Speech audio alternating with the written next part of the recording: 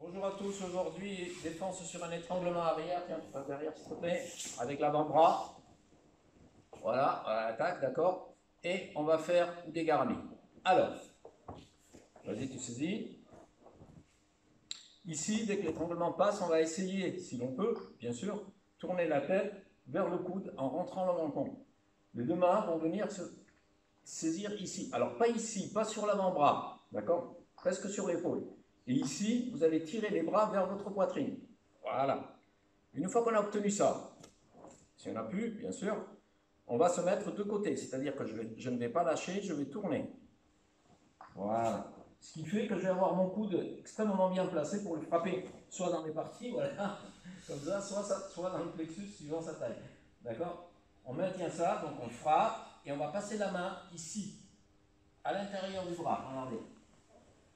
Voilà. D'accord? L'autre main, elle est restée ici et je ne la lâche pas. La main droite, je ne vais pas la lâcher. Hein. D'accord? Donc, 1, on tourne le buste, on frappe avec le coude et on glisse la main gauche ici, à l'intérieur du bras. Une fois qu'on a ça avec cette main, hein, avec la main droite qui tenait l'épaule, je vais appuyer vers le sol, pivoter et l'amener ici. Voilà, pour faire des garamis. Voilà, donc là,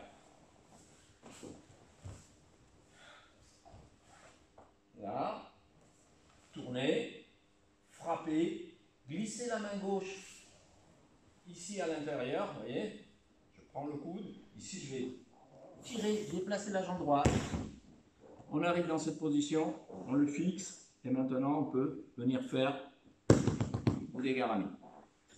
Tiens, tac de ce côté s'il te plaît.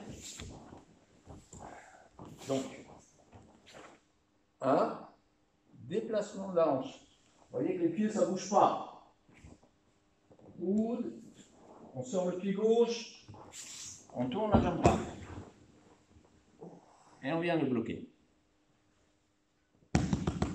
Et on vient faire ici ou des garamis. On va refaire encore une fois, de ce côté. Donc, menton rentré, posé sur notre épaule, saisir, se décaler, frapper, sortir le pied gauche en appuyant fortement sur la main ici qui tient l'épaule, déplacer la jambe droite. On vient et on vient le bloquer ici.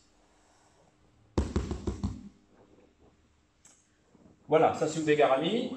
On va la refaire de face, encore une fois. Regardez bien où passe la main. Donc là, on tire, on frappe et on glisse ici. La main à l'intérieur, vous voyez. On bloque bien le coude et on pivote.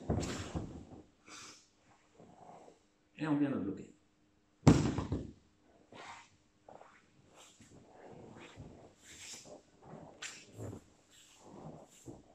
Voilà. Bien. Comme je vous avais dit dans une vidéo précédente, je ne me souviens plus laquelle, je vous avais parlé, je vous avais dit que parfois, quand on vous montre une technique, par exemple sur un étranglement, peu importe, sur n'importe quoi, on a tendance à penser que c'est cette technique qu'il faut faire, mais ce n'est pas forcément cette technique, d'accord? C'est la technique qui conviendra. Parce que là, par exemple, et notamment sur les attaques arrière, faire ce que je viens de vous montrer, ça implique d'avoir eu déjà le temps de tourner la tête et de le fixer. Donc c'est difficile. C'est comme toutes les projections, toutes les choses comme ça. Donc ça, ce n'est qu'une opportunité, un moyen. D'accord? Un moyen qui peut être différent après. Il y a plein de techniques, vous devez connaître plein de techniques. Regardez bien, une attaque arrière n'est pas le résultat forcément de quelqu'un qui vient derrière. D'accord? Ça peut être le résultat de quelqu'un qui vient par devant, comme ça, on va se croiser, il va m'étranger. Voilà. Hop, voilà. Si vous êtes assez rapide pour réagir, vous allez venir et vous allez pouvoir faire la technique avant que votre adversaire s'installe.